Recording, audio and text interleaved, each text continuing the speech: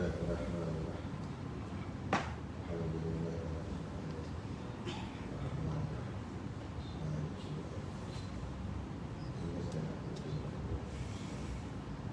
Ihdinas siratal mustaqim. Siratal ladzina an'amta 'alaihim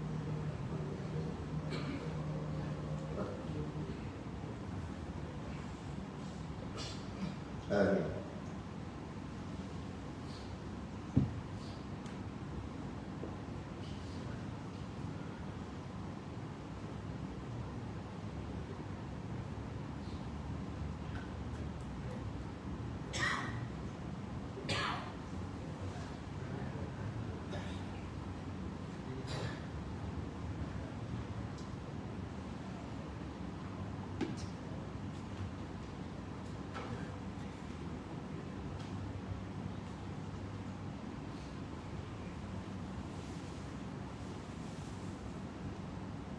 Bismillahirrahmanirrahim. Alhamdulillahilladzi arsala rasulahu bil huda wa dinil haqq liyudhhirahu 'ala dini kulli wa kafa billahi shahida. Asyhadu an la ilaha illallah wahdahu la syarika lah wa asyhadu anna sayyidana Muhammadan abduhu wa rasuluh. Allahumma salli wa sallim ala sayyidina Muhammad wa ala alihi wa ashabihi wa tabi'ina lahum bi ihsanin ila yaumiddin. Subhanaka la ilma lana illa ma 'allamtana innaka antal alimul hakim. Rabbi shrah li sadri wa yassir li amri wahlul 'uqdatam min lisani yafqahu qawli wala haula wala quwwata illa billahil aliyyil azim. Amma ba'd. Alhamdulillah, kita sama-sama panjatkan syukur kehadiratillah subhanahu wa ta'ala yang dengan limpah dan kurnianya diizin oleh Allah subhanahu wa ta'ala kepada kita pada malam ini untuk sama-sama kita menyambung kuliah pengajian kitab kita, iaitu kitab Risalatul Tauhid.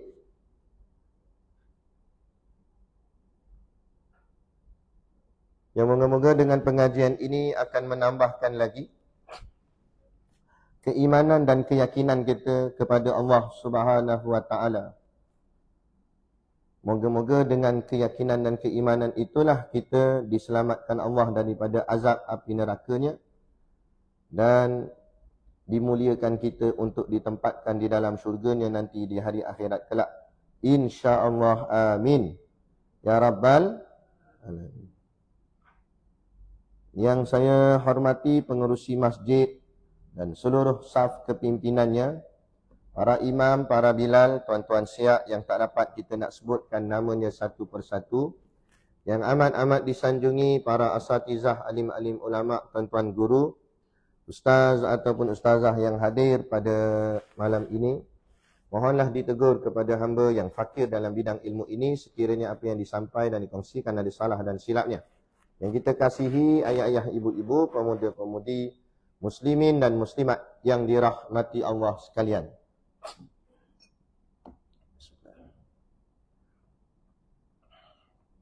Kita sambung kitab Risalatul Tauhid. Kat mana? 48. Takluk iradah.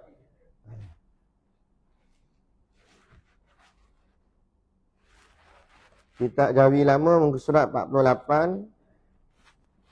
Tajuk dia Takluk Iradah. Qala al-muallif rahimahullahu ta'ala wa nafa'ana wa iyyakum bi ulumihi fid daraini amin ya rabbal alamin. Kata pengarang kitab, Takluk Iradah.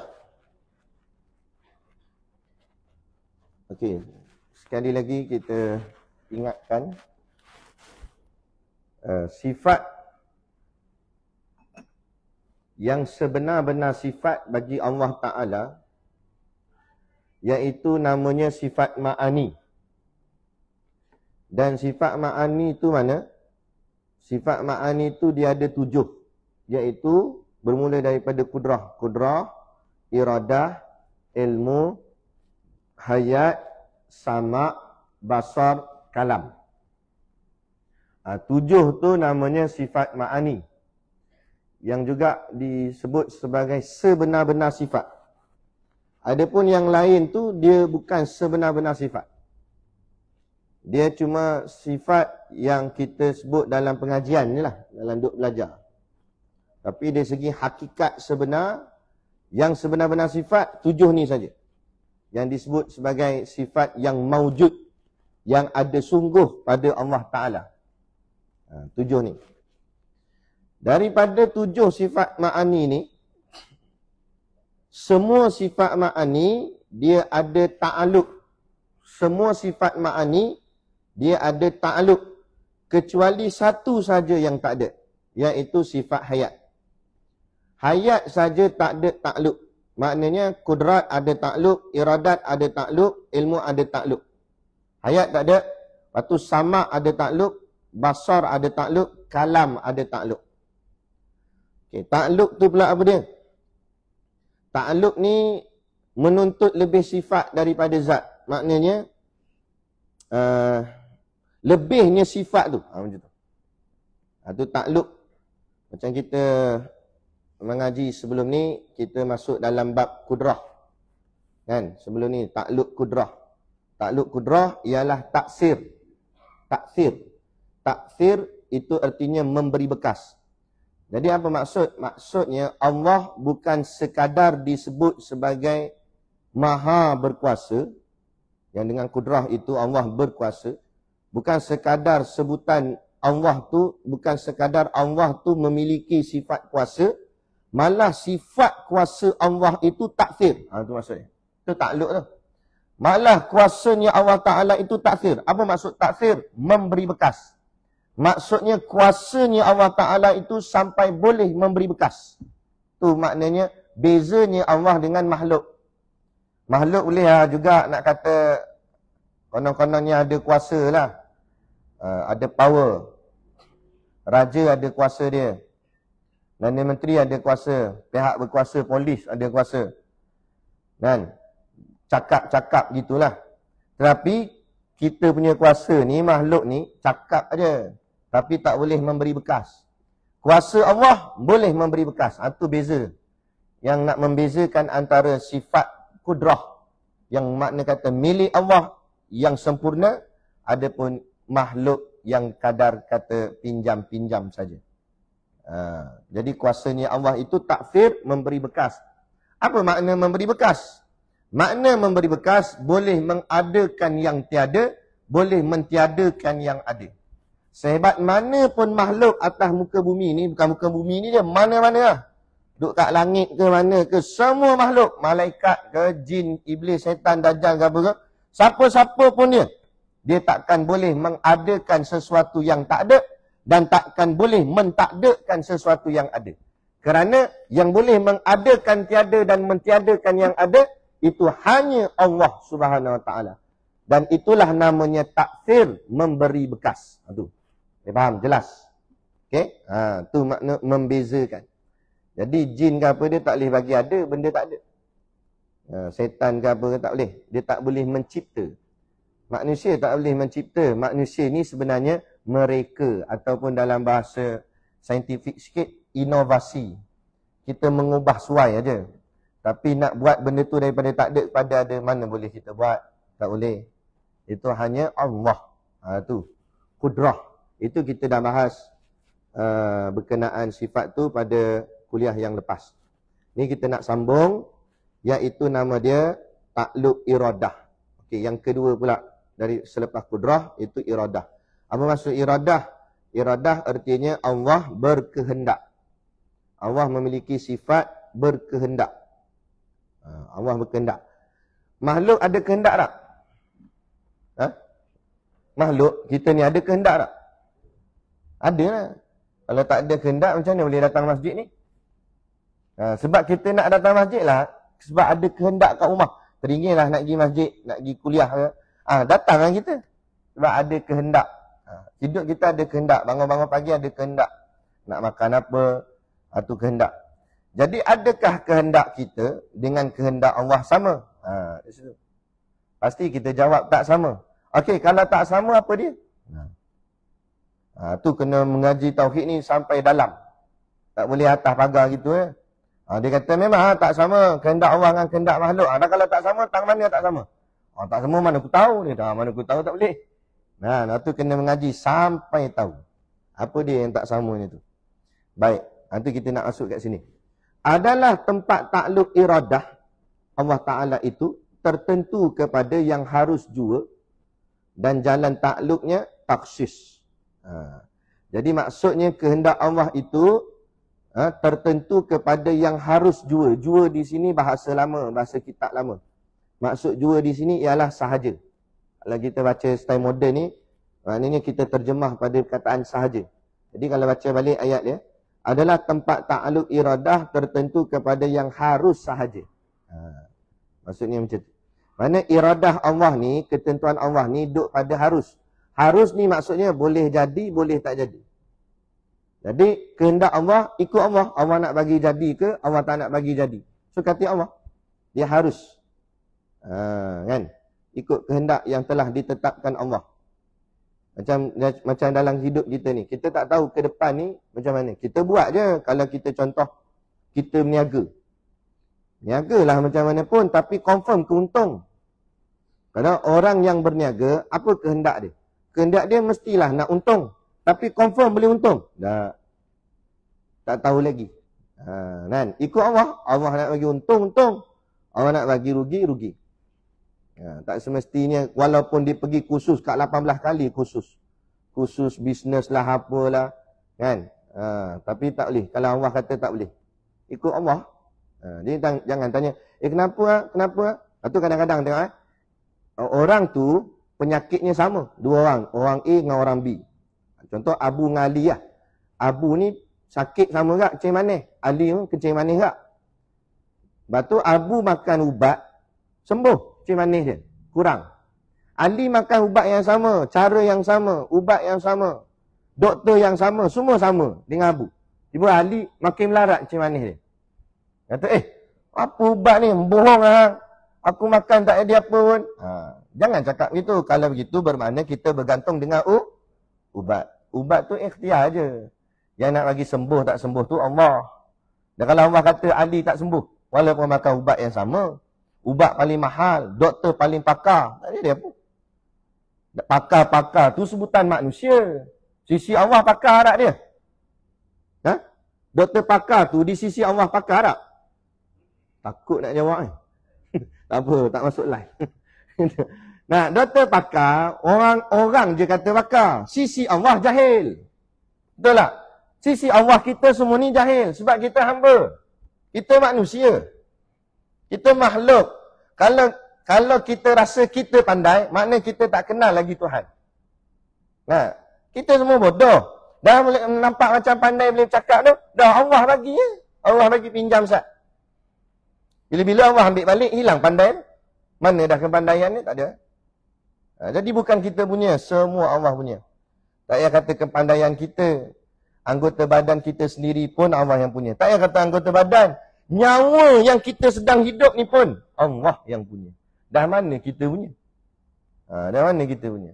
Itu yang rasa hebat, rasa sombong, rasa belagak. Seolah-olah dia punya. Kok mana? Itu tak kenal lah tu. Itulah namanya tidak makrifah kepada Allah. Bila kenal Allah, baru dia tunduk malulah aku pada Allah. Kan? Yang barang aku ada pun pinjaman Allah. Kan tak? Macam orang pakai kereta orang. Kereta mahal. BMW 7 Series. Kan? Bawa pergi masjid lama taping. Parking depan. Orang kata, hui, kau main ustaz kereta. Kan saya punya. Orang punya. Malu lah. Jangan cakap gitulah. Malu kita. Sebab bukan kita punya. Orang punya. Kan? Kebetulan dia suruh bawa ayat kereta ni. Sebab kereta saya dia pakai. Gitu. Jadi gitulah orang yang dia sedar diri dia siapa. Tapi kalau dia tak sedar diri, parking. Nah, ustaz. Hai, tengok orang lah. Hai, nah, tak kena barang dia ni. Oh, tak kena barang. Kan? Aduh biar faham. Diri kita ni siapa kenal diri. Tak kisah mu nak duduk jawatan mana pun, tapi kenal diri. Itu maksud dia. Baik. Kepada yang harus jua, jadi terpulang pada Allah. Dan jalan takluknya tahsis. Kalau kudrah tadi, saya sebut tadi, taksir. Taksir, ejaan dia. Taksir itu maksudnya memberi bekas. Apa maksud memberi bekas? Mengadakan tiada, mentiadakan ada. Itu kudrah. Yang ni pula iradah. Takluk bagi sifat iradah, takhsis. Takhsis. Takhasat yasat. Takhsis ni ambil daripada perkataan khusus. Khusus artinya apa? Tertentu. Takhsis menentukan. Jadi takluk iradah Allah menentukan. Jadi kat situ nak bezakan iradah Allah dengan iradah makhluk. Makhluk tadi awal-awal kuliah tadi saya tanya, kita ada kehendak tak? Ada. Kita kehendak nak itu, nak ini. Tapi adakah kehendak kita boleh menentukan apa yang kita nak? Tak boleh. Kehendak saja. Kalau jadi, jadi. Tak jadi, tak jadi. Kita tak boleh nak tentukan. Adapun kehendak Allah, takhsis menentukan. Dengan kehendak Allah boleh menentukan apa saja yang dia nak. Lepas tu soalan. Bila kita dah mengaji akidah ni, soalan. Cepuk emas. Boleh tak Allah mengubah syurga itu panas, neraka itu sejuk? Boleh tak? Boleh. Sebab apa? Sebab syurga neraka makhluk Allah. Yang dicipta Allah. Takhsis sifat iradah Allah menentukan. Allah boleh tentukan syurga itu panas, Allah boleh tentukan neraka itu sejuk. Kalau Allah berkehendak. Sebab kehendaknya ke atas makhluk. Yang tak boleh kehendaknya atas dirinya sendiri, itu tak boleh. Contoh, boleh tak Allah berkehendak anak bagi dirinya? Itu tak boleh. Bukan tak boleh tu maksud Allah tak berkuasa, tidak. Tetapi kalau Allah menentukan anak pada dirinya, Allah akan jadi lemah. Allah bukan Tuhan. Sebab lam yalid walam yulad. Ia tiada beranak dan tidak diperanakkan. Ada anak apa semua, ada keluarga ni, itu sifatnya makhluk. Sifat makhluk tu maksudnya sifat kecacatan, kelemahan. Sebab tu kita lemah. Kenapa kita perlukan anak? Sebab kita bakal mati. Maka anak pula sambung zuriat keturunan kita.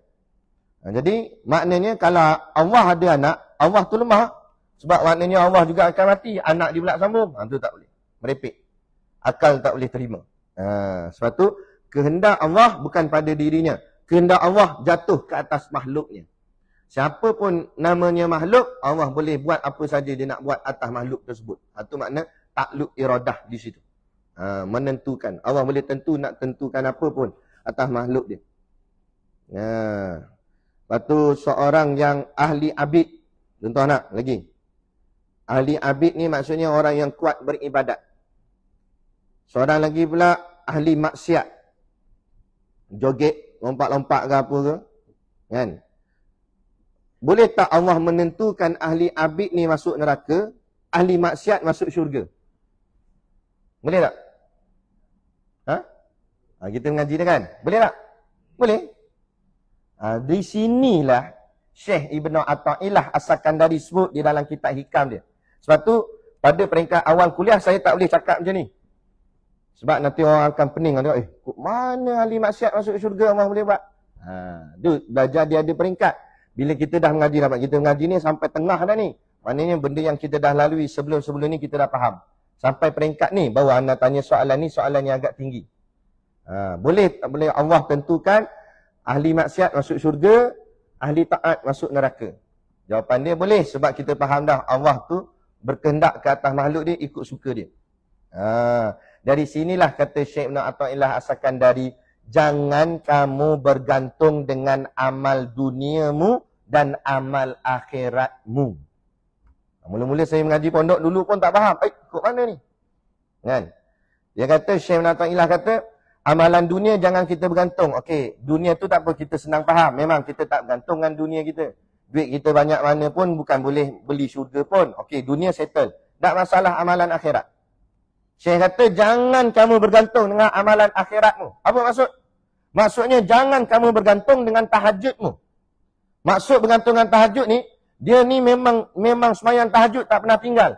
Sehingga kan dia overconfident dalam hati dia, aku tahajud tak pernah tinggal, confirm aku syurga. Siapa boleh jamin?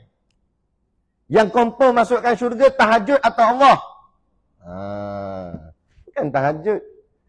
Dan tahajud yang kita buat tu, walaupun tak pernah tinggal, itu pun kalau Allah terima. Kalau Allah tak terima, apa nilai tahajud tu? Tak ada. Jadi maksud apa? Jangan bergantung dengan amalan akhiratmu sekalipun. Habis nak bergantung dengan siapa? Bergantung semata-mata kepada Allah. Jadi yang sebenarnya Allah bukan melihat perbuatan amal kita. Tapi habis yang kita sembahyang tu apa? Allah melihat keikhlasan kita. Itu sebenarnya. Kan? Tapi nak boleh keikhlas, boleh dia datang saja macam tu. Tak, dia kena usahalah. Tu kena sembahyang dulu. Nak datang khusyuk, boleh tak kalau ada orang kata macam ni, dia buat faham macam ni. Dia kata kalau macam tu Ustaz, baik tak payah sembahyang. Kalau tak khusyuk, baik tak payah sembahyang. Tak betul. Kalau tak sembahyang, mana nak datang khusyuk? Khusyuk tu dalam solat. Kalau solat pun tak buat, khusyuk nak datang macam mana? Jadi solat dulu walaupun tak khusyuk. Tapi usahakan untuk khusyuk dalam solat. Mana kualitikan solat kita tu. Sampai satu tahap, masuk khusyuk. Masuk khusyuk, masuk lazat. Masuk lazat, masuk ikhlas. Barulah sembahyang tu jadi ikhlas. Yang tu yang sebenarnya Allah nak pandang. Yang tu. Itulah yang kualiti, yang mahal. Keikhlasan, semata-mata buat kerana Allah. Kan? Contohlah. Ni contoh aja. Kita sembahyang 5 waktu kan. Tiba-tiba manalah ni contoh aja lah. Contoh aja, bukan sungguh berlaku contoh. Tiba-tiba turun wahyu daripada langit. Dengar suara pada langit kata, mulai saat ini kamu tak perlu lagi tidak ada lagi kewajipan solat 5 waktu. Kan? Agak-agak tuan-tuan nak teruskan lagi tak sembahyang subuh, zuhur, asar, maghrib, isyak. Sekarang kewajipan solat 5 waktu tu dah diangkat. Tak wajib dah. Nak sembahyang lagi tak? Macam takut nak jawab ni. Ke tak faham soalan? Sekarang ni kita sembahyang sebab hukumnya wajib. Tiba-tiba wajib tu, hukum wajib tu diangkat. Sembahyang lagi tak kita subuh, zuhur, asar, maghrib, isyak tu? Itu menunjukkan belum lagi ikhlas. Sebab apa? Sebab kita sembahyang kerana wajib, bukan kerana Allah. Tapi itulah saya cakap, perbahasan ni setelah kita mengaji sampai muka surat tengah. Saya tak cakap masa awal-awal dulu jam. Kan? Apalah peringkat iman permulaan, kita sembahyang kerana wajib. Macam kita ajar anak-anak kita, sembahyang, tak sembahyang berdosa. Kita fahamkan macam tu. Mana dia kata dia takut kalau tak sembahyang berdosa, sembahyang ni wajib. Itu peringkat mula, itu iman mula-mula. Tapi sampai satu tahap, bukan lagi kerana itu, tapi kerana Allah. Sehingga kan kalau Allah tak wajibkan pun, tetap aku nak solat untuk Allah. Sebab aku sayang Allah. Dia dah sampai tahap sayang, bukan tahap suruh. Macam hubungan kita dengan mak ayah kita. Mula-mula dulu, masa kita kecil-kecil, mak kita suruh pergi kedai. Kita tengah main game ke, kita tengah buat kerja apalah, tengah main dengan kawan-kawan. Dek, pergi kedai jap, belikan mak gula jap, cepat sikit ni. Mak dah pakai ni, dengan santan. Kita, alamak ni adik tengah main. Cepatlah mak dah pakai ni. Yelah. Kita pergi tu sebab apa? Secara terpaksa. Sebab apa? Sebab kita tahu kalau tak ikut, nanti jadi anak derhaka. Kita takut dengan mak kita. Takut nanti mak kita marah kita, mak kita pukul kita, apa semua. Kan? Tapi bila kita dah besar panjang, bila mak kita kata, bang, boleh tolong mak tak? Belikan mak gula. Allah mak, cakaplah apa saja pun mak. Saya nak mak. Mak suruh, tak payah kata beli gula, beli kilang gula saya sanggup. Apa maksud? Maksudnya dia bukan buat lagi kerana paksa, tapi dia buat kerana sayang kat mak dia. Mak dia tak suruh, kadang-kadang mak dia tak suruh beli pun. Tapi kita balik kampung, kita belikan barang-barang dapur siap-siap. Dengan beras, dengan telur siap. Betul tak? Padahal mak tak kirim pun, mak tak minta pun. Apa dia beli? Sebab sayang, bukan saya paksa. Lepas tu kalau orang sampai tahap sayang, solat sunat dia anggap wajib. Kan? Bukan lagi dia pandang sunat dah. Dia pandang inilah ketaatan aku pada Tuhanku. Dia tak bahas dah soalat bab-bab sunat dan sebagainya. Sebab tu, Kalau kita mengaji fiqh, fiqh dia ada 5 hukum taklifi. Wajib, sunat, harus, makruh, haram. Tapi bila kita peringkat sampai mengaji tasawuf, tasawuf dia tak ada 5 dah. Dia hanya 2 je. Daripada 5 ni jadi 2. Apa 2? Taat, tidak taat. Tidak taat tu maksudnya kufur. Apa makna taat? Segala yang wajib dan yang sunat semua taat. Sehingga kan dia menganggap yang sunat juga adalah wajib. Dan apa itu kufur? Kufur tidak taat. Apa itu kufur? Segala yang makruh dan yang haram semua kufur. Tak payah kata yang haram, makruh pun ditinggalkan. Sebab apa? Sebab dia betul-betul menjaga hati. Menjaga dirinya, menjaga hubungannya dengan Allah. Contoh macam tadilah, bila kita ni dah besar panjang, kita sayang kat mak kita. Mak kita tak larang kita. Contohlah, mak kita ada selisih faham dengan makcik rumah sebelah. Contoh ni, contoh cerita je.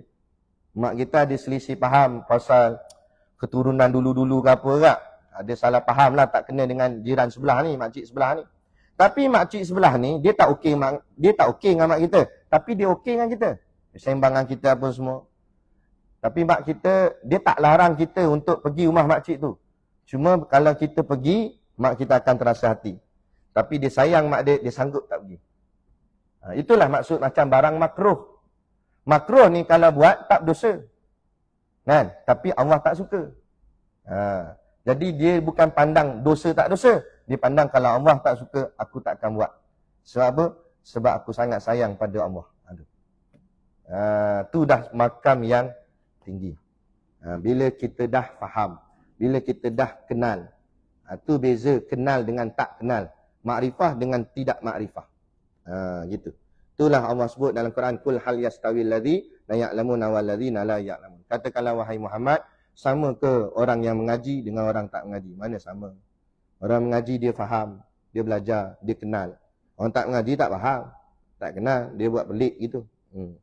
Tak? Lepas tu kalau orang mengaji kan, dia dengan guru Allah. Kalau kita pergi pondok-pondok kat sini, mungkin kita tak berapa nampak. Tak percaya pergi pondok-pondok tua. Pesantren di Indonesia, pergi sampai ke Yaman, Tarim, pergi belah-belah Patani. Pondok-pondok ni Allah, anak murid dengan tok guru. Kalau kita tak faham, kita akan kata mereka ni taksub. Bukan taksub. Bila tok guru lalu, anak murid semua berhenti. Berhenti dan tunduk kepala, berdiri tepi. Tak gerak, diam. Tok guru jalan. Kan? Kalau tok guru nak keluar, berebut semua letak selipar tok guru. Tak boleh buat. Nampak tok guru pegang kitab, pegang beg rosak, tok guru biasa ambil kitab. Kan? Kadang cium tangan tok guru, kita cium gitu je. Ni cium sini, pusing pula, cium sini pula, pusing lagi, cium sini lagi. Dekat. Kalau orang tak faham kata, teruk benar mereka ni taksub dengan guru dia. Itu bukan taksub, tapi sayang. Sebab apa sayang? Sebab dia kenal siapa guru dia. Guru dia ajar daripada dia kosong, sampai tak tahu apa-apa. Biasa tok guru pondok-pondok lama, tak ambil duit pun. Jadi nak rasa macam mana? Dia ni ajar aku dari A sampai Z. Dari pagi sampai malam. Kebiasaan tok guru pondok-pondok, dialah guru mengajar daripada siang sampai malam. Kan? Penat, letih, lesu apa semua, dia tak pernah kata. Dan dia tak minta duit. Tiba-tiba, jiwa ni rasa, Allah, dia ni baiknya, sayangnya. Jadi itu yang menyebabkan mereka sanggup khidmat apa saja untuk guru dia. Kita orang luar yang tak faham kata, Allah taksubnya. Padahal kita tak kenal. Macam itulah, orang yang kenal Allah, Allah, pas semayang. Patu puasa pula, patu gini. Kan? Dulu ada orang-orang lama cerita kat saya, Tok Guru Haji Ma'arif ni, kuat semayang. Assalamualaikum warahmatullahi wabarakatuh. Allah. Solat lagi. Sampai ada satu masjid tu, lepas semayang, kan, kita kuliah, lepas tu solat isyak. Lepas tu, AJK buatlah makan-makan. Jadi, geng-geng AJK semua dah tunggu kat meja makan. Tok Guru tak keluar-keluar. Lama. Dia tengok ya, Tok Guru buat benda. Seorang dia tengok-jengok. Tok Guru semayang katanya. Hampir duduk sebelah Tok Guru. Tok Guru habisnya bagi tahu, jemput makan. Tak apa. Tok Guru, Assalamualaikum warahmatullahi wabarakatuh. Tok Guru jemput makan. Tak apa. Kalau tak jemput, Allah. Semayang lagi. Sebab apa? Sebab dia dah rasa sayang dan kelazatan ibadah tu, Allah, lebih dari segala-galanya. Kan? Kita tengok Tok Guru tu, kita tengok pelik. Pelik lah. Pas semayang. Tok Guru tengok kita pun pelik. Pelik dia ni, pah makan. Sebab apa? Makamnya tak sama. Makam tak sama. Kita ada dalam kitab Ayyuhal Walad, dia ada cerita pasal Zauqiyah ni. Nah, dia ni, benda ni kita boleh cerita je. Tapi merasainya, melainkan orang tu sendiri yang rasa. Nak cakap payah. Semacam contoh kelazatan solat tadi tu. Kita boleh cerita je. Kan? Tapi kadang-kadang kita yang tak faham akan kata, apa yang syok sangat ni? Nah, dia jadi macam tu. Tapi bagi orang yang dah dapat kelazatan dia, dia tahu. Minta maaf cakap dah. Ini sebut dalam kitab ni. Kami mengaji dengan Tok Guru di pondok. Satu kitab tu namanya kitab Durun Nafis nama dia.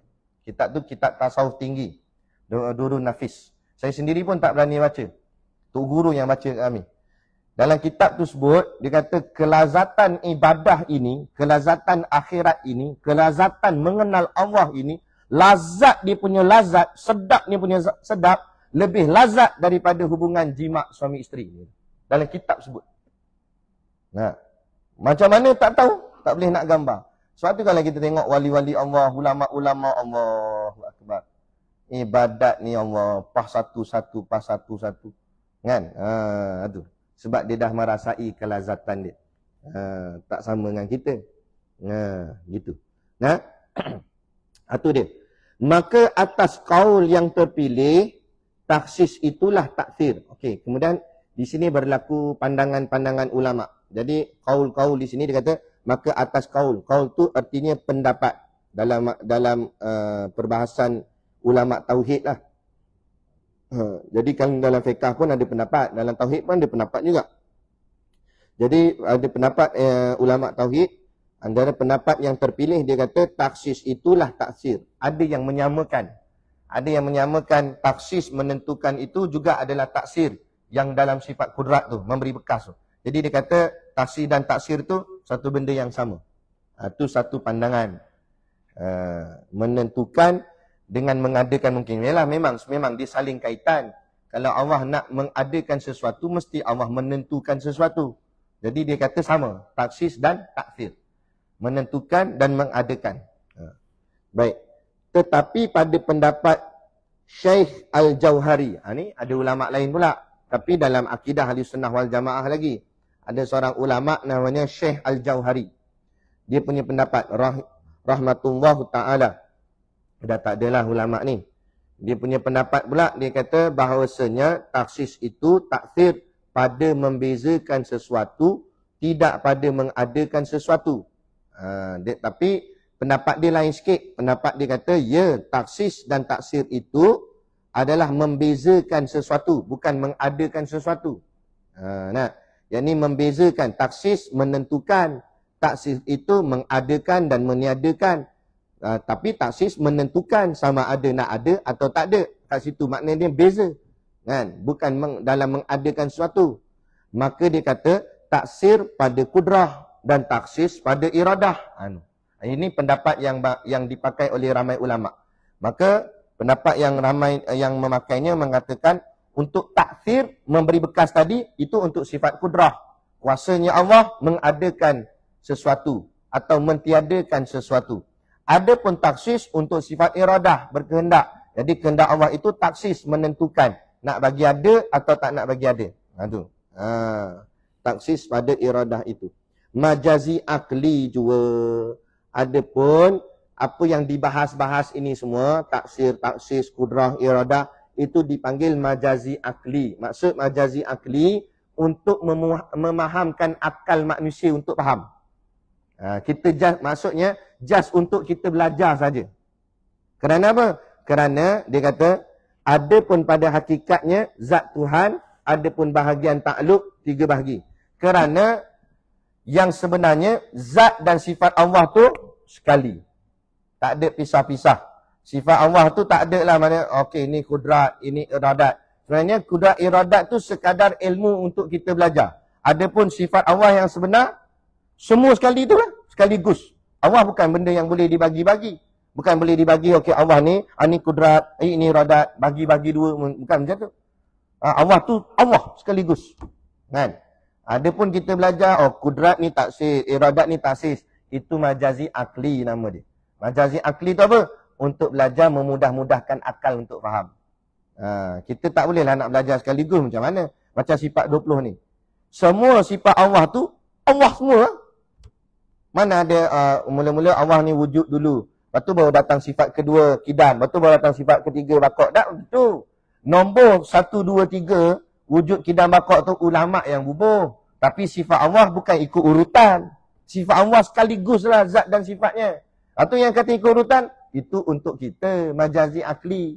Nak belajar. Takkan kita nak belajar sekaligus nak belajar. Kan yang sekaligus. Maka cara kita belajar ikut step. Macam tu. Jadi ulama' pun susun nak ikut step. 1, wujud. 2, kidam. 3, bakok. Macam tu. Tu dipanggil majazi akli nama dia. Okey. Pun, jua pun, dia kata, jua ada pun pada hakikatnya zat Tuhan, ada pun bahagian ta'aluk 3 bahagi.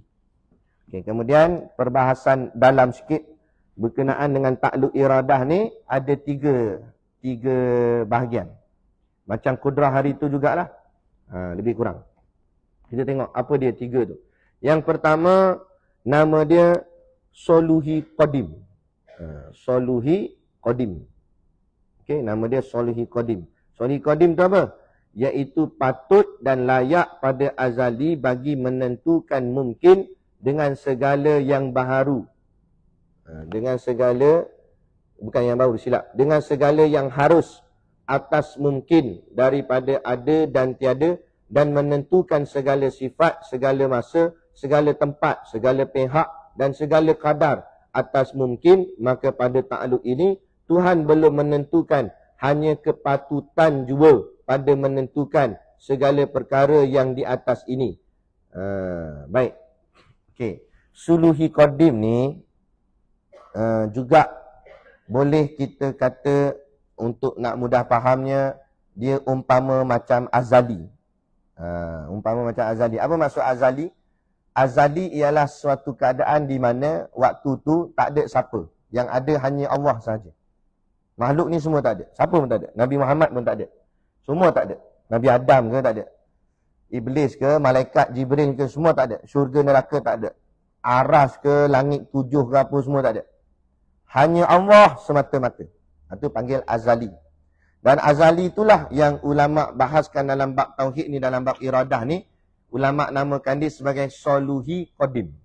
Soluhi Qadim ni apa? Iaitu patut dan layak pada azali. Waktu azali itu patut dan layak. Patutnya patut bagi Allah, terpulang ke Allah, dan layak bagi Allah untuk Allah menentukan. Bagi menentukan mungkin. Allah nak, masa tu tak ada makhluk lagi. Tapi Allah layak untuk nak tentukan. Allah nak cipta makhluk atau tak nak cipta. Ikut Allah. Kalau Allah nak cipta makhluk pula, makhluk apa Allah nak cipta? Allah tentukan. Layak bagi ni untuk tentukan dengan kehendaknya, dengan iradahnya. Maksud tu. Dengan segala, dia kata bagi menentukan mungkin dengan segala yang harus. Maksud harus boleh jadi ada, boleh jadi tak ada. Boleh jadi Allah nak cipta, boleh jadi Allah tak nak cipta. Ikut Allah. Atas mungkin itu.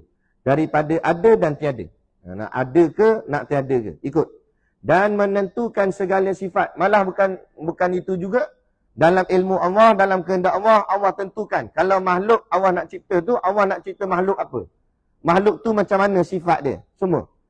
Dan segala masa. Masa dia macam mana pula? Siapa Allah nak cipta dulu, siapa Allah nak cipta kemudian. Segala tempat. Allah nak cipta dia ni tempat kat mana? Kat langit ke, kat bumi ke? Bumi tu Allah nak cipta macam mana? Itu semua. Segala pihak. Allah nak cipta pihak dia macam mana? Pihak baik ke, pihak jahat ke? Dan segala kadar. Kan? Allah nak cerita kadarnya macam mana, saiz dia ke, besar kecil ke apa ke, ikut atas mungkin itu. Mungkin ni nama makhluk. Nama lain bagi makhluk. Maka pada ta'aluk ini, pada Soluhi Qadim ini, waktu ini, Tuhan belum menentukan. Belum buat, istilah kita kata, belum buat keputusan lah. Maknanya belum Allah tentukan lagi. Tetapi Allah sudah ada kehendak untuk menentukan. Iradahnya Allah itu. Menentukan hanya kepatutan jua. Kepatutan saja. Patut. Maknanya Allah nak cerita apa, ikut Allah. Patut bagi Allah. Allah nak buat apa pun. Pada menentukan segala perkara yang di atas ini. Maka di dalam ketentuan inilah, dalam bab menentukan inilah, Tuhan telah mematutkan seorang hamba semenjak dari mula-mula ditiupkan roh ke dalam jasadnya pada tentang umurnya, rezekinya dan segala-galanya.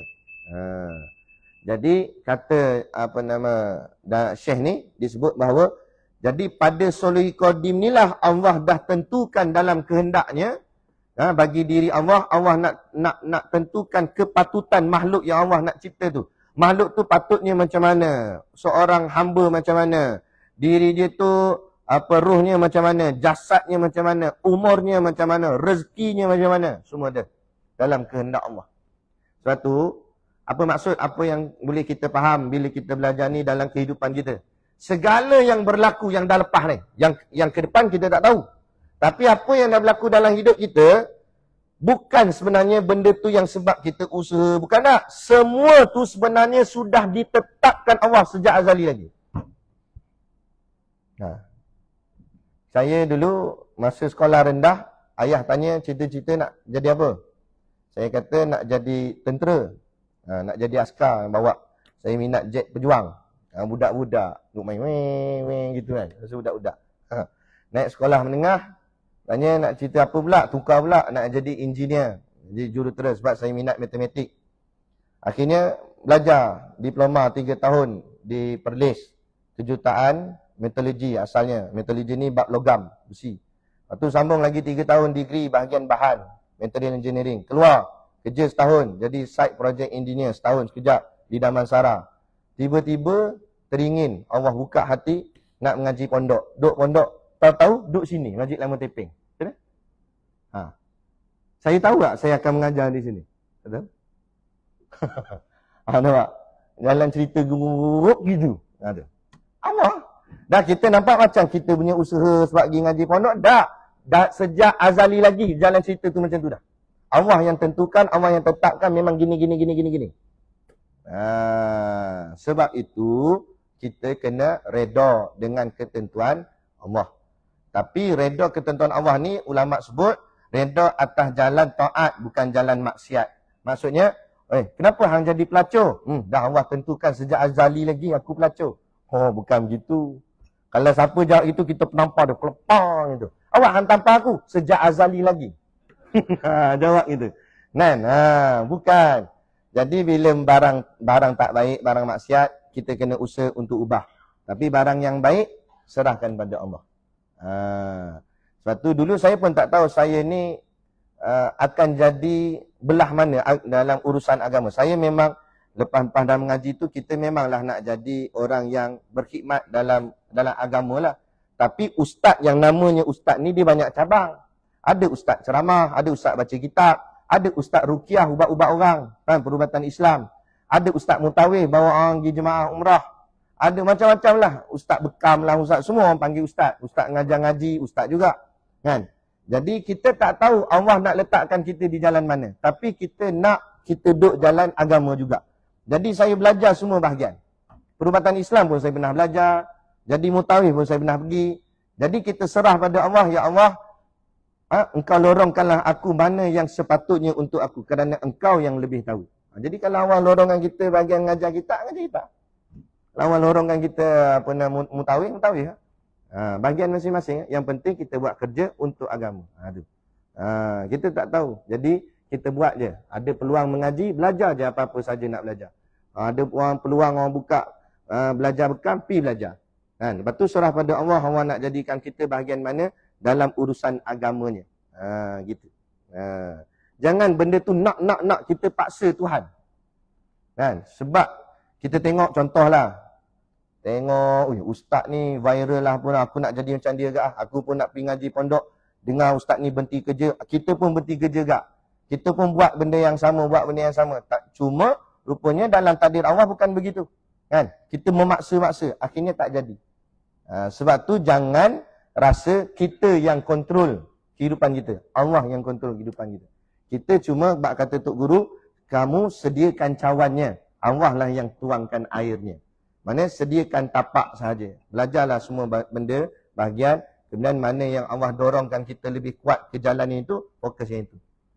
Kadang ada ustaz dia fokus bab politik dia bukan kuliah sangat pun, tapi politik. Apa? Itu pun jalan dia juga. Siasah Islamiah untuk memperjuangkan. Sebab tu jangan kita condemn siapa-siapa. Jangan kita tengok, oh ustaz ni tak politik, oh ustaz ni. Sebab masing-masing jalan semua ke arah agama. Semua nak memenangkan Islam. Semua nak meletakkan Allah dan Rasul di atas. Tapi kita suka menyangka kita yang lebih Allah Rasul, dia tak lebih. Itu masalah. Kita rasa jalan kita saja betul, jalan orang lain semua salah. Jalan banyak jalan. Kan? Sebab tu saya tengok macam contohlah perbahasan macam soal akidah ni kita tak tahu, tapi kita tengok macam contoh Arkam, dia bina ekonomi. Kita support ekonomi Islam. Sebab dia saudara se-Islam kita. Soal akidah dia mungkin kita tak tahu, biarlah kata itu urusan dia dengan Allah. Nah, kita tengok tabligh pula. Dia dengan jalan tabligh, dia bawa dakwah dia dari rumah ke rumah. Kita support, kita sokong. Jangan kita condemn. Nah, sebab masing-masing ada jalan untuk meletakkan agama Allah di atas. Al-Islamu ya'lu wala yula alaih. Tapi bila kita suka condemn-mengkondem, sedar tak sedar, kita sedang bercakaran sesama umat Islam. Dan inilah orang kafir nak sangat. Supaya kita berpecah belah, tidak bersatu hati. Akhirnya, kita bergaduh sesama kita. Yang musuh, ambil peluang apa yang ada. Habis. Jadi, rosak kita. Inilah, sudah tiba masanya untuk kita bersatu. Apa pun nama NGO-nya ke, kumpulannya ke, atas nama Islam, kita bersama. Gitu. Okey? Baik. Bahawasanya taksis itu taksir pada membezakan. Ini dah sebut tadi. Okey, jadi yang pertama tadi, sulh qadim. Itu pada azali Allah nak tentukan. Apa ikut apa yang Allah nak tentukan lah. Allah nak tentu macam mana, ikut Allah. Kita tak tahu. Nombor 2. Seterusnya nombor 2. Tanjizi qadim nama dia. Dia benda sulh qadim, tanjizi qadim apa ni. Ini semua nama-nama yang ulama bubur. Sekejap lagi jangan jadi macam Wahabi. Kata mana dalil? Dah, ini ulama kaji untuk menguatkan keyakinan kita pada Allah. Untuk kita percaya hidup kita ni diatur Allah. Itu tujuan. Kan? Gitu. Tanjizi qadim. Yang kedua pula. Ulama sebut tanjizi qadim nama dia. Iaitu apa tu tanjizi qadim? Tunai pada azali. Tanjizi itu dengan maksud tunai. Tunai ni perlaksanaan. Qadim itu azali. Maknanya waktu tadi yang mula-mula nombor 1 tadi kita sebut, waktu tu tak ada siapa lagi, hanya ada Allah je. Dalam kehendak Allah, Allah sudah berkehendak. Patut bagi Allah kehendak nak cipta makhluk yang macam mana Allah kehendak. Tapi makhluk tu belum dicipta lagi. Cuma kehendaknya sudah ada. Bila sampai nombor 2, inilah berlakunya kehendak tu. Tanjizi, tunai. Allah pun menunaikan kehendaknya. Tunai pada azali bagi menentukan mungkin dengan iradah akan setengah barang yang harus atas mungkin, iaitu mumkinat apa tu disebut? Mumkinat al-mutaqabbilat. Mumkinat al-mutaqabbilat, iaitu mungkin yang berlawanan sebanyak 6 perkara. Maka untuk menunaikannya ada Allah menciptanya. Harus bagi Allah mumkinat al-mutaqabbilat, iaitu ada 6 perkara. Apa dia? Yang pertama, ditentukan ada ganti daripada tiada. Sini dia payah sikit nak bagi fahamnya. Maksudnya ketentuan tu dia ada 2 imbangan.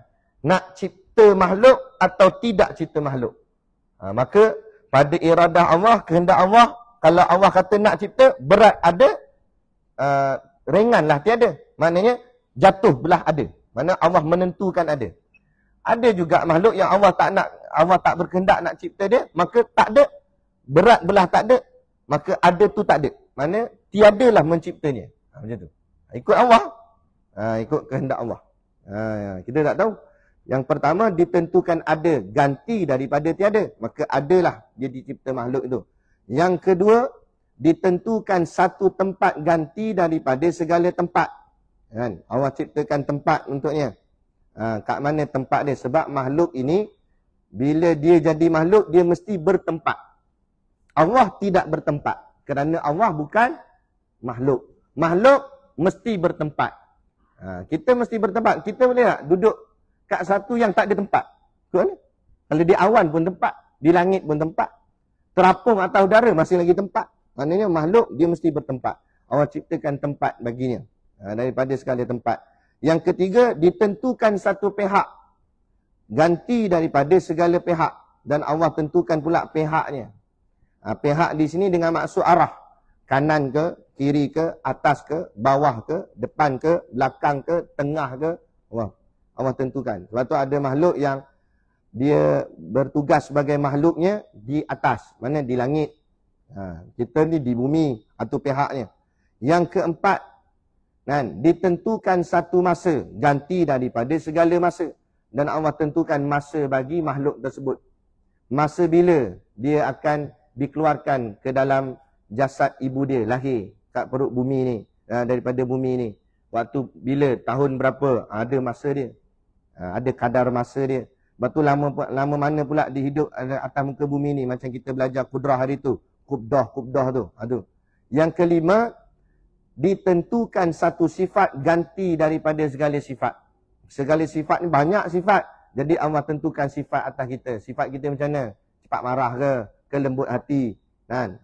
Kulitnya macam mana? Sawah matang ke hitam ke putih ke cerah ke? Ikut Allah. Allah tentukan semua tu. Nah, hebatnya Allah tentukan sampai ni. Ibu jari ni, berapa juta bilion manusia atas muka bumi, seorang pun tak ada yang sama. Padahal besar ni je. Kan besar mana? Besar ni je. Sampai orang boleh buat, ini kesan cap jari.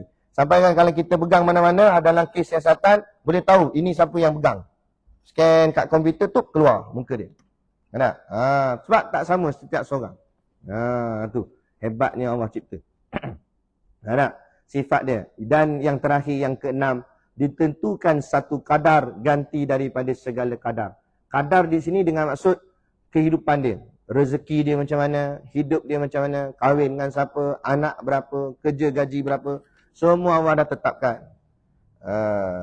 Sikit cerita pasal ketetapan ni kan. Saya tak tahu saya pernah cerita kat sini ke tidak. Kalau pernah cerita pun kadang-kadang lupa kan. Jadi saya cerita banyak kali pun tak apa. Ada satu orang, ada dua orang. Seorang ni raja dan seorang lagi ni orang kanan raja. Orang kanan raja ni nama dia Syukri.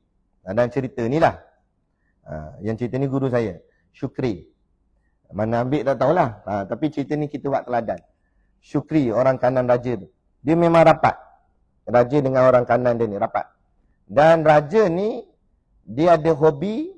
Hobi dia suka memburu di hutan. Memang raja zaman dulu-dulu macam tu. Suka memburu di hutan. Setiap kali buru, dia akan bawa lah orang kanan dia ni. Sebab orang kanan ni orang yang paling rapat dengan dia. Jadi bawa Syukri ni. Dan satu sifat Syukri ni, dia suka sebut Alhamdulillah. Apa jua keadaan pun, semua Alhamdulillah. Alhamdulillah saja, dia cakap. Jadi pergilah raja dengan orang kanan pergi ke hutan. Panah-panah, kena kijang. Syukri pun kata, Alhamdulillah. Betul lah. Sultan raja pun, sonok lah. Okey, dapat kijang. Pergi kat kijang tu, nak tarik, nak bawa keluar panah tu balik. Kan? Nak bawa keluar panah tu.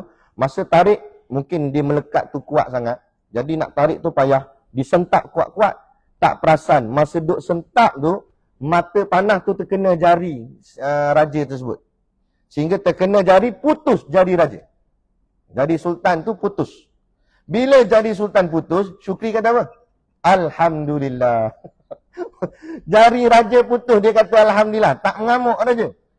Alhamdulillah, dia kata. Marah raja. Kamu ni, kamu perli aku ke apa? Jari aku putus, kamu kata Alhamdulillah. Marah. Dan memang Syukri macam tu. Dia apa jua pun dia Alhamdulillah. Akhirnya dipenjarakan si Syukri ni. Raja penjarakan Syukri. Syukri masuk dah dalam penjara. Keesokannya, raja nak pergi memburu lagi. Memang boleh kata hari-hari dia pergi buru. Tapi kali ni Syukri tak ikut. Sebab Syukri kena penjara. Jadi dia pergi seorang-seorang. Pergi seorang-seorang entah macam mana tahu. Silap jalan. Tersesat dia kat dalam hutan. Bila dia tersesat, jalan-jalan dia nampak ada satu perkampungan. Raja ni lah, dia nampak satu perkampungan. Dia pergi kat kampung tu. Rupa-rupanya orang kampung itu jenis makan orang. Kanibal. Jenis makan orang. Dia pergi tangkap raja tu. Dia nak rebuh raja tu. Buat sup tulang. Tapi rupa-rupanya adat tradisi orang situ. Kalau nak makan ni, konon-konon dia macam dia nak buat persembahan pada dewa dia. Tapi syaratnya, benda yang nak dipersembahkan tu mesti tidak cacat. Jadi bila dah ikat raja ni, masa nak masukkan kat dalam air panah ni, seorang perasan, dia tak ada jari satu, dia kata. Ini cacat ni, kata. Oh tak boleh. Dia kata, tak boleh buat. Tak boleh buat pemujaan ni sebab ni anggota badan tak cukup. Akhirnya dilepaskan raja tu. Selamat raja tu. Larilah dia. Dia lari, dia keluar daripada hutan, pergi dia punya istana balik. Sampai di istana dia rasa bersalah dengan Syukri. Jadi dia takut nanti dia pergi memburu seorang lagi jadi macam tu. Jadi lepaskan balik Syukri supaya Syukri boleh teman dia pergi memburu. Lepas bebas tu, Syukri pun kata, Alhamdulillah. Akhirnya tertanya-tanya si raja. Kamu ni, Nan, hari tu masa dapat kijang, Alhamdulillah. Tangan jari aku putus pun, Alhamdulillah. Aku masuk hang dalam penjara pun, hang sebut Alhamdulillah kak. Hang keluar pun, Alhamdulillah. Ada apa-apa makna ke? Kamu ni semua benda Alhamdulillah. Betul lah tuanku, dia kata. Betul lah raja. Kenapa saya sebut Alhamdulillah jari tuanku putus? Kalau jari tuanku tak putus, tuanku dah kena makan dengan kanibal tu. Alhamdulillah jari tuanku putus. Dan Alhamdulillah tuanku penjarakan saya. Saya syukur. Tuanku syukur pada Allah kerana Allah buat tuanku penjarakan saya. Sebab apa? Sebab kalau saya tak dipenjarakan, mesti saya pergi dengan tuanku memburu hari itu. Dan kita sama-sama kena tangkap. Dan tuanku mesti akan dibebaskan sebab tuanku cacat, satu jari tak cukup. Saya tak cacat, maka saya yang kena makan. Jadi Alhamdulillah saya kena penjara. Jadi saya selamat, tak kena makan. Nampak? Jadi apa teladan? Teladannya, sentiasalah terima kasih kepada Allah. Sebab Allah lebih tahu apa yang baik untuk kita. Kadang-kadang kita nampak macam Syukri tadilah. Nampak penjara tu mudarat bagi dia. Tapi sebenarnya Allah nak selamatkan dia. Jadi semua perkara yang berlaku kat kita. Terputus jari, terjatuh, terini. Kan? Semuanya dalam takdir Allah. Sebab tu saya cakap, selagi mana benda tu bukan barang maksiat, kan? Maka kita kena syukur. Kan? Kita jalan elok, dah jalan, terjatuh. Sehinggakan tangan kita patah. Mesti ada hikmah di sebalik patah tangan tu. Bukan kita buat benda jahat pun, kita nak pergi masjid. Tak? Tapi kalau patah sebab nak tikar nombor ekor, memang betul pun. Itu barang maksiat. Tapi ni benda yang baik-baik, benda yang taat. Tiba-tiba jadi macam sesuatu perkara yang kita nampak macam musibah kat kita. Tapi sebenarnya ada hikmah di sebalik ni. Sebab Allah lebih tahu. Jadilah seperti Syukri. Sebut Alhamdulillah selalu. Syukur pada Allah. Sebab apa ni? Kita belajar dalam bab iradah taksis ni, Allah dah tentukan segala jalan hidup kita tu. Ada. Yang ketiga, tanjizi hadis. Ni yang terakhir. Banyak lagi belakang ni. Sampai sini je lah. 3, tanjizi hadis. Tanjizi hadis. Tanjizi tu makna tunai. Hadis tu iaitu kita ni makhluk baharu. Tunai dipanggil tunai baharu. Tunai ketentuan itu. Zahir pada hari jadi. Mungkin dengan kudrah dan iradah. Okey. Tadi sulhi qadim Allah baru berkehendak. Pada diri Allah sendirilah Allah nak buat macam mana ikut kehendak Allah. Kemudian yang kedua tanjizi qadim masih lagi azali lagi. Tapi Allah kehendak, Allah tentukan. Tadi baru berkehendak. Yang pertama sulhi qadim. Masuk tanjizi qadim, Allah dah tetapkan ataupun Allah dah tentukan makhluk macam mana dia nak cipta. Sampai yang ketiga tanjizi hadis, perlaksanaannya. Allah pun menciptanya. Ciptalah, maka apa yang dicipta Allah tu sebiji dengan apa yang dia kehendak. Itulah beza kita dengan Allah. Kita, betul, mungkin kita ni ada kehendak di hati juga. Tapi masa kita nak buat, kadang-kadang apa yang kita buat tak jadi seperti yang kita harap di hati. Itu menunjukkan bukan kita yang buat dan bukan kita yang menentukan. Yang buat itu Allah dan yang tentukan pun Allah. Cuma kadang-kadang bila kita niat di hati nak buat macam ni dan kita buat tu memang jadi sebiji dalam hati kita. Jangan sangka kita Allah. Berkebetulan istilahnya. Berkebetulan apa yang Allah tentu dan apa yang kita nak bertepatan. Maka jadilah seperti itu. Jadi kita nampak macam jadinya sebab kita kehendak. Tak, Allah kehendak. Bukan kita. Kehendak kita kosong. Tak ada apa-apa pun. Kehendak Allah yang taksis menentukan. Bukan kita. Okay? Macam inilah kita nak jadi baik, nak jadi orang masjid. Kan? Kita nampak macam kita yang usaha, pergi masjid, pergi ngaji. Tak, sebenarnya Allah yang tentukan sejak azali lagi. Sebab itu bila kita dah faham benda macam ni, apa kita nak kena buat? Syukur. Terima kasih ya Allah. Dalam banyak-banyak manusia, engkau pilih aku jadi ahli rumahmu. ahli masjidmu, ahli jemaahmu, ahli majlis ilmumu. Nah, kita siapa tuan-tuan? Cermin dirilah tengok. Cuba tengok muka kita. Layak ke tak layak? Nah, ya Allah, walaupun aku ni taklah baik sangat, taklah bagus sangat, muka pun tak adalah lawa sangat, tapi engkau pilih juga aku. Betul tak? Nah, betul tak Allah pilih kita? Lepas tu, apa yang kita terliur di luar sana? Lepas tu, sengaja Allah jadikan orang putih ni lawa. Dengan rambut dia, kulit putih, hidung mancung, dagu lekuk. Tapi apa guna kelawaan muka dia kalau dia dibakar dalam api neraka selama-lamanya? Walaupun kita tengok muka kita, nah, hidung besar sebelah, kecil sebelah. Telinga macam piring estro, capang. Allah, hai muka. Nah, tapi Allah bagi kita jadi ahli masjid. Macam contoh Saidina Bilal. Saidina Bilal ni dalam riwayat sirah cerita, gelap sungguh wajah dia, kulit dia tu. Bila dia buka mulut nampak putih betul gigi dia. Sebab kulitnya hitam sungguh. Kan? Kulit dia hitam sungguh. Tapi hitam-hitam dia sahabat Rasulullah. Putih-putih kita sahabat Rasulullah. Nah, sahabat Rasulullah. Lepas tu dalam peristiwa Isra' Mi'raj, Nabi dengar bunyi tapak kaki Saidina Bilal berjalan. Kan? Tu. Ya, hebat Saidina Bilal. Orang yang Allah kasih. Itu jadi sebenarnya bukan ukurannya rupa paras. Ya, ukurannya hati. Ukurannya situ.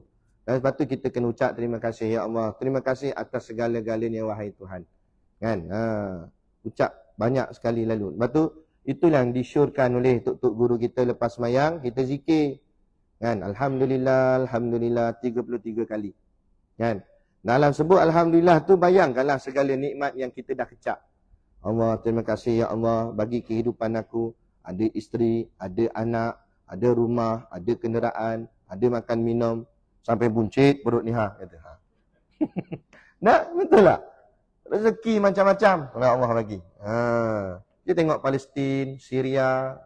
Sampai nampak tulang tak ada makan. Sebab tu ulama' kata, tengoklah orang yang kurang, jangan tengok orang yang lebih. Bila kita tengok orang yang lebih, kita rasa kita yang kurang. Tapi kalau kita tengok orang yang kurang, baru kita rasa kita yang lebih. Kita tengok orang kaya-kaya, itu yang kita gila-gila nak jadi kaya macam dia juga. Mulalah kita pulun soal dunia. Tapi bila kita tengok orang susah, kita akan rasa, Allah syukurnya, baru aku terasa aku ni kaya. Sebab tengok dia parah lagi pada aku. Gitu. Ya, ni ketentuan-ketentuan Allah. Tanjizi hadis tunai ketentuan itu zahir pada hari jadi. Maka hari jadi maksudnya kejadian itu dijadikan. Jadilah manusia itu yang Allah nak cerita macam mana, siapa nama dia, jadilah Syakir, itu gini, kita semua ni. Ini semua Allah dah tentukan. Jadi nama-nama kita semua ni ada pada ilmunya Allah, ada pada kehendaknya Allah. Kan? Tu. Jadi mungkin dengan kudrah dan iradah, maka dengan kudrah iradahnya Allah lah, kuasa kehendak Allah, jadilah kita semua ni. Maka ketentuan inilah terletaknya kadar nasib manusia yang akhir sekali di dalam segala kepentingan. Di dalam segala kepentingan hidupnya, sehingga ia mati panjang atau pendek umurnya, berbahagia dia atau celaka hidupnya, derhaka berbakti. Jadi bila berlaku tanjizi hadis ni, tunai baharu pelaksanaan segala yang telah Allah tentukan sejak azali tu, kehendak Allah tu, iradah Allah tu, maka berlakulah dia. Jadi maksudnya apa?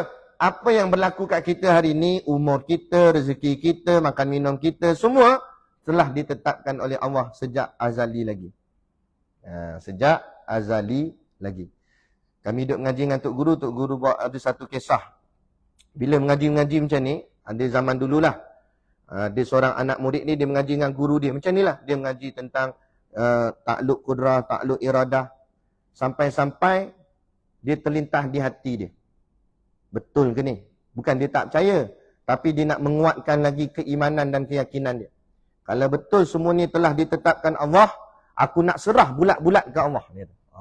Aku nak tengok ketetapan ni. Akhirnya dia buat macam mana? Dia pergi dekat padang pasir, kat tempat yang orang tak lalu lalang. Bukan laluan orang. Duduk kat tengah padang pasir tu. Dengan tak bawa apa sebarang bekal. Dia pun duduk situ. Duduk. Tak makan, tak minum. Ya? Padang pasir, panah terik. Lama kelamaan haus. Perut dah makin kempih. Dia dah nak mati dah. Terjelir lidah. Gitu. Tak boleh nak jalan dah. Nak mati dah. Tiba datang satu orang. Congkil mulut dia. Masukkan roti. Rupa-rupanya. Allah takdirkan. Ada orang tersesat jalan. Jalan kat tempat yang orang tak lalu. Tempat dia tu lah. Tempat orang tak lalu. Sampai kat dia, orang nampak, dia ni macam nak mati dah. Kawan tu pun nak selamatkan, keluarkan roti, masukkan roti dalam mulut dia. Bila masuk roti dalam mulut dia ni, terus dia ketawa. Dia kata, aku dah semakin yakin dengan rezeki Allah. Dia kata, dalam aku duduk tempat tak ada orang lalu. Aku tak bawa bekal. Kalau Allah kata roti masuk mulut aku, tetap masuk roti dalam mulut aku. Kawan yang bagi roti terkejut, terpinga-pinga. Dia ni kenapa? Kan? Aku nak selamatkan nyawa dia. Makan-makan roti gelap pula. Ini soal akidah. Ini soal iman. Kan? Tapi bukanlah kita disuruh buat macam tu. Tuan-tuan jangan buat, kan mati sungguh saya tak tahu. Nak kira kat mana hutan dia duduk, memang orang tak jumpa dia. Mampus situ. Kan? Jangan pula macam tu. Cuma nak ceritanya, kita duduk tengah pekan ni. Orang ramai, ada macam-macam. Takkan tak yakin lagi rezeki Allah. Di mana Allah dalam hati kita. Ni orang kata hantar anak ngaji pondok, nanti nak kerja apa, nak makan apa. Kok mana ni? Iman mana ni? Akidah mana ni? Allah mana dalam hati kita? Tak yakin dengan Allah. Nak? Tu. Ni bila kita faham, kita mengaji gini, sepatutnya iman kita semakin meningkat. Akidah kita semakin kuat. Keyakinan kita semakin kuat. Bekerjalah kita di dunia ni, berniaga ke apa ke, soal rezeki, serah pada Allah. Aku yakin pada Allah. Aku buat kerja untuk Allah, takkan Allah sia-siakan aku. Sebab tu para pejuang Islam, dia tak takut dengan cemuhan musuh, kritikan musuh. Kami akan sekat kamu, kami akan kontrol kamu. Sikit dia tak heran. Sebab siapa kamu nak kawal aku? Tuhan aku yang kawal aku. Tuhan aku yang jaga aku, bukan kamu. Dia tak takut dengan ancaman siapa-siapa pun. Sebab dia sudah mengenal akan Tuhannya. Itulah beza. Jadi kita biar mengaji, biar kini kekuatan iman kita, akidah kita, sehingga kita mempertahankan agama ini, kita tak takut pada sesiapa pun. Tak takut pada siapa-siapa pun. Sampai ada satu orang ni, ada kisah sikit lah sebelum kita habis ni. Banyak sangat kisah. Ada seorang ni, dia di Perlis. Dia ni orang baik, orang masjid. Ni Tok Guru kami cerita. Dia orang baik. Dia tak pernah buat benda-benda jahat. Dia baik, dia orang masjid. Dan kerja dia selalu masuk selatan, dia masuk Thailand, masuk selatan Thailand. Sebab ambil bawa barang-barang ni lah, barang-barang niaga. Dia pergi sana. Satu hari, tak tahulah, ada orang ni mungkin nampak dia ni macam lurus bendul. Orang tu pergi selit ganja ke apa tau, buat dalam kereta dia. Kan? Dia tak tahu apa, dia buat macam biasa, rutin biasa dia. Jadi masa spot check tu, masa check tu, kantoi. Boom. Dan dia ni disabitkan mahkamah gantung sampai mati. Sebab apa? Sebab dadah yang dia bawa tu melebihi berapa kilo tau. Kan? Maknanya kes ni berat sangat. Kan?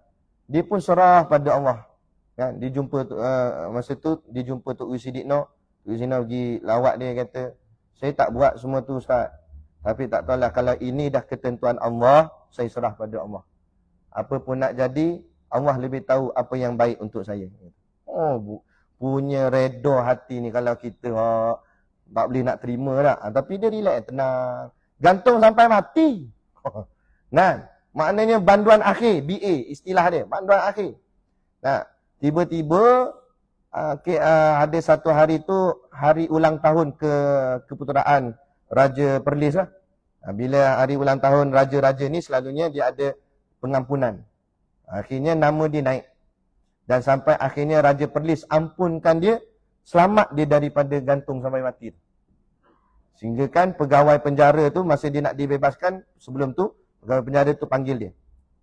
Pegawai penjara tu tanya, apa hubungan Cik dengan Raja Perlis, Tuanku Sultan? Dia pun kata, saya kenal dia, tapi dia tak kenal saya. Kata. Lawyer buruk lagi kan, kata. Tak, bukan lawyer buruk, Tuan. Memang macam tu lah. Saya memanglah kenal dia sebab dia raja. Tapi dia manalah kenal saya. Kami tak ada apa-apa hubungan. Saya pelik, kenapa tiba-tiba raja bagi pengampunan kat awak? Kes awak ni dah lah berat. Dia pun bila dengar tu, Allah syukur, Alhamdulillah. Serah pada Allah. Sebab hati setiap kita, Allah yang gerakkan. Sama juga macam kes Imam Ahmad ibn Hanbal. Imam Ahmad bin Hanbal dipenjarakan oleh pemerintah waktu tu. Pemerintah waktu tu berfahaman Mu'tazilah. Fahaman Mu'tazilah ni mengatakan Quran ini makhluk. Quran bukan firman Allah. Quran tu makhluk. Bila makhluk boleh pijak Quran. Tu fahaman sesat dulu. Kan, pemerintah faham Mu'tazilah waktu tu. Jadi diperintahkan, ditangkap Imam Ahmad bin Hanbal. Wahai Imam Ahmad bin Hanbal, kamu katalah Quran itu makhluk. Kata Imam Ahmad bin Hanbal, aku takkan kata. Ulama-ulama yang lain ada setengahnya tu pujuk Imam Ahmad. Cakaplah Imam, supaya kamu selamat daripada kamu kena penjara. Nak olok-olok cakap je tak apa. Akidah kamu tak goncangnya. Kamu cuma cakap untuk selamatkan nyawa kamu je. Cakaplah. Dia kata, ya, kalau aku cakap untuk selamatkan nyawaku, memang nyawaku selamat. Nyawa aku selamat, tapi akidah ummah tak akan selamat. Sebab dia terkenal. Orang yang terkenal, ulama. Kalau dia isytihar kata Quran tu makhluk, orang ramai akan anggap apa? Semua orang ramai akan kata, oh Quran tu makhluk. Sebab Imam Ahmad kata makhluk. Jadi aku lebih nak selamatkan akidah umat daripada diri aku seorang. Aku mati tak apa. Jangan sampai akidah umat mati. Akhirnya dia reda. Dia terima juga. Dia disebat, boleh kata hampir setiap hari 100 sebatan. Dalam keadaan dia sedang berpuasa. Sampai terkoyak jubah ni. Kena sebat. Dia tak buka puasa. Dia tetap puasa. Kena sebat berhari-hari. Sampailah hari yang dinantikan. Hari untuk dia ni digantung. Nak dihukum bunuh oleh pemerintah. Sebab tak nak ikut cakap pemerintah. Nak digantung, gantung tali. Hari esoknya patutnya kena gantung. Tiba-tiba malam sebelum tu, pemerintah meninggal dunia. Mati pemerintah. Sebab sakit. Tak tahulah. Esoknya pertabalan pemerintah yang baru. Pemerintah yang baru ni baik daripada pemerintah yang dulu. Akhirnya pemerintah baru membebaskan Imam Ahmad bin Hanbal. Tak kena dia hukuman gantung. Kita tak tahu. Jalan cerita macam nak pergi mati lah. Tukar hidup. Nampak? Sehingga kan bila berita ni sampai kepada Imam Syafi'i. Imam Syafi'i hantar anak murid dia. Suruh ambil baju Imam Ahmad bin Hanbal tu. Imam Syafi'i ambil. Imam Syafi'i cium. Dia rendam dalam air dan minum airnya. Anak murid tanya, kenapa Imam Syafi'i kamu buat begitu? Aku nak ambil keberkatan, kesungguhan akidah Imam Ahmad bin Hanbal mempertahankan Islam. Nak barakah, berkat. Jubahnya dia kena rotan, kena sebat sampai terkoyak. Aduh. Allah bukan senang. Kan? Itu makna kata, inilah. Samalah juga, ada satu lagi kisah. Ni last. Ni betul-betul lah. Ada orang tu dah jadi TPM dah. Kan? Lepas tu doom jatuh. Tapi dia jadi jugalah akhirnya. Nak sangat juga. Tu makna nak cerita, hidup kita tak tahu. Duduk atas dah boleh jatuh. Duduk bawah boleh naik. Kan? Serah pada Allah lah. Yang penting kita buat untuk Allah. Tu. Lepas tu jangan nak sangat apa yang dalam hati. Nak-naklah apa yang Allah kehendak. Serahkan kepada Allah. Lepas tu pentingnya istikharah. Okey. Dah cukup sekadar tu. Nanti kita akan sambung. Maka di bawah ini dinyatakan ringkas nasib kehidupan manusia. Jadi kesimpulan kita belajar ni, takluk iradah, taksis Allah menentukan. Macam mana susunan dia, ulama bahaskan kat kita, ada 3 susunan tadi. Yang ni sulhil qadim, tanjizi qadim, tanjizi hadis. Tapi peringkat orang awam, kalau tak faham sangat yang 3-3 ni, tak apa. Dia tak masuk dalam kategori fardu ain yang wajib semua orang kena tahu. Ini dia dah pergi dalam sikit. Tapi paling-paling tidak, kita pernah dengar dan kita pernah belajar. Sekurang-kurangnya. Sok-sok kalau kita dengar ustaz-ustaz lain mengajar, sebut tanjizi hadis. Oh ni lah yang hari tu aku dengar ni. Boleh pak? Nanti lama-lama kita akan semakin faham. InsyaAllah. Tak apa, permulaan mungkin kadang-kadang payah sikit. Tak apa.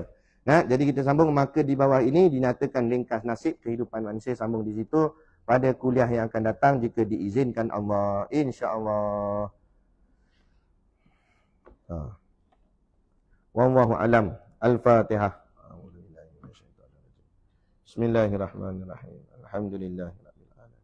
Arrahmanirrahim. Maliki yaumiddin. Iyyaka na'budu wa iyyaka nasta'in. Ihdinas siratal mustaqim. Siratal ladzina an'amta 'alaihim ghairil maghdubi 'alaihim waladdallin. Amin amin ya Allah, amin ya Rahman, amin ya Rahim. A'udzubillahi minasyaitonir rajim. Bismillahirrahmanirrahim. Alhamdulillahi Rabbil Alamin. Wassalatu wassalamu ala ashrafil anbiya wal mursalin wa ala alihi wa sahbihi ajma'in. Allahumma taqabbal minna salatana wa du'aana innaka antas sami'ul alim. Wa tub alaina innaka antat tawwabur rahim. Allahumma ja'al dinana dinan Nabi Muhammadin sallallahu alaihi wasallam wa islamana islamal muslimin wa imanana imanal mu'minin wa salatana salatal khashiin wa a'malana a'malas salihin wa niyatana niyatal mukhlisin wa dhunubana ya Allah dhunubal mustaghfirin wa hayatana hayatal ulama wa mautana bimauti syuhada wa dikinal jannata ma'al anbiya'i alaihimus salatu wassalam. Rabbana atina fid dunya hasanah wa fil akhirati hasanah wa qina azabannar wa qina azabannar wa qina azabannar. Sallallahu ala khairi khalqihi sayyidina Muhammad wa ala alihi wa sahbihi wa sallam. Subhana rabbika rabbil izzati amma yasifun wa salamun alal mursalin walhamdulillahi rabbil alamin. Amin ya rabbal alamin. Taqabbalallahu minna wa minkum. Takbir.